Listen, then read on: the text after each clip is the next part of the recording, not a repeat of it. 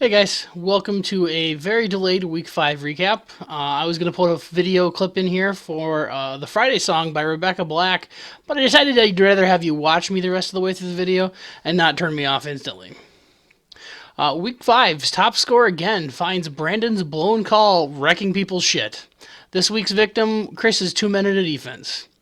The 161 to 110.3 final score gives Brandon his third high score in a 4-week span and his fifth overall. The 3 high scores in a 4-week span, this previously feat accomplished by Nick and myself, so you're the third member to join that club.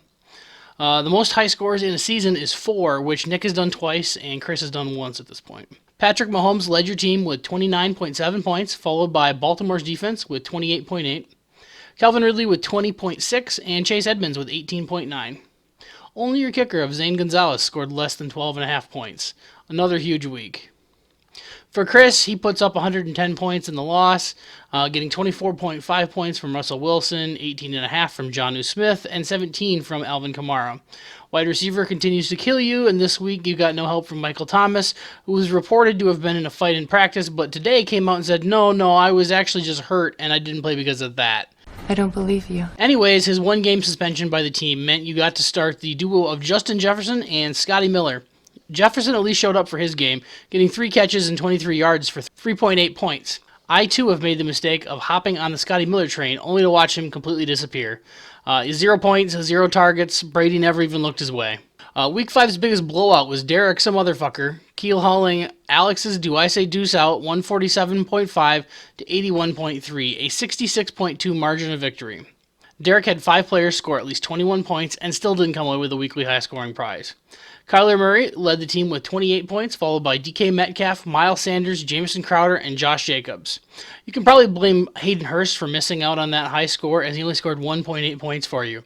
And it appears that you did in fact blame him, as you cut him from your team yesterday morning.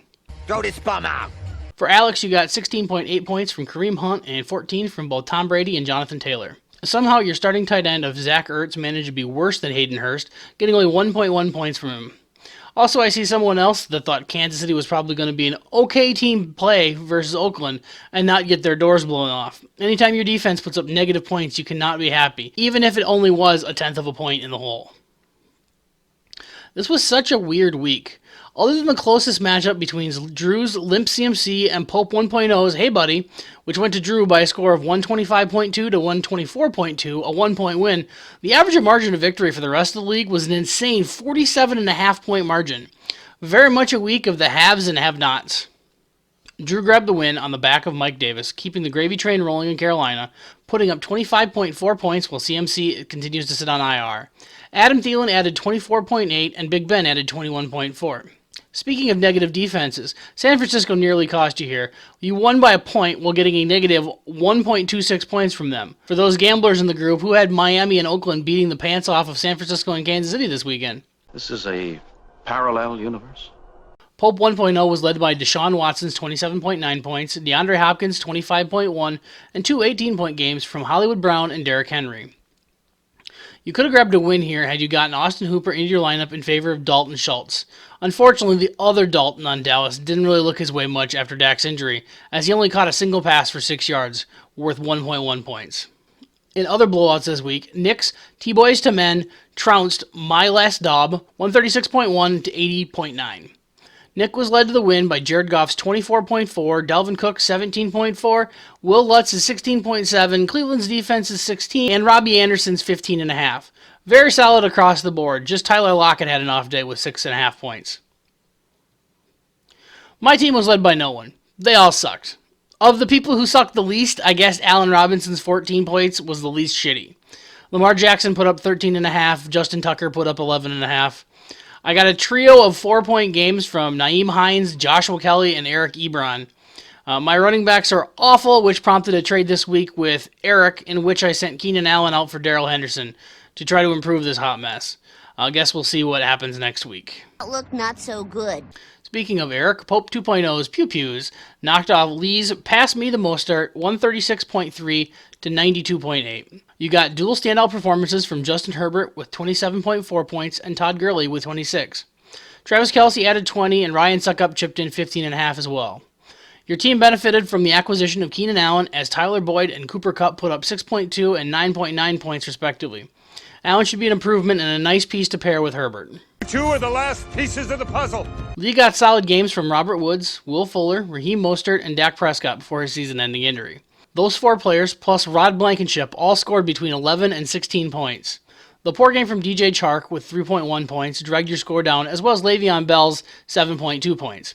We'll see if Bell's move from the Jets to the Chiefs helps his numbers at all. You think?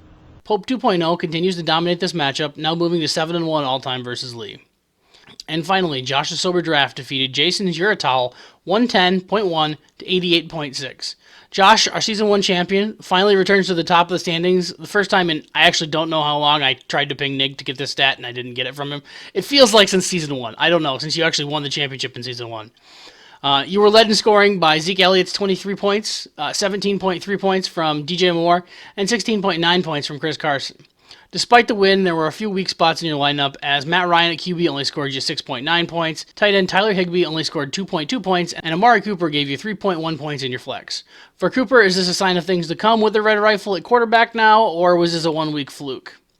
For Jason, you got a trio of good games from Ronald Jones, Myles Gaskin, and Josh Allen. All 3 scored between 16 and 18 points. Another team defense that got blown out, Buffalo got housed by Tennessee on Tuesday night and put up the same negative 1.26 points. Jason, you could have picked up a couple extra points to make this a little closer by swapping in Cole Beasley for Golden Tate, but not enough to get close. Your team had a solid game, nothing just big though, except your defense. They pretty much sucked.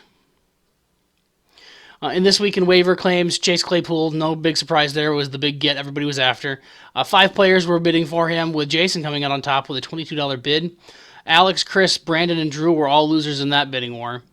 New England's defense, Miami's defense, Ryan Tannehill, and TJ Hawkinson were also fought over by 2 people each, but no one went for any more than $8 defense of New England that's now going to lead me to a championship as is tradition in this league. In terms of wagers, Nick won our wing wager by beating me this week, so it looks like I'm going to be buying wings the next time that we want to go get some. With his victory over me, we're now tied at 6 wins apiece versus each other in this league. Josh still hasn't paid me. He's a cheap bastard. Give me money, give me money, give me money, give me money, give me money, give me money, give me money, give me money. Actually, I texted him when I was writing this. I wanted to know if I should keep making fun of him or if he wanted to actually pay me. He said he'd pay me after the video goes live. But I should keep making fun of him for a while as punishment for the delay. Good luck in week 6, everybody. We'll see you next week.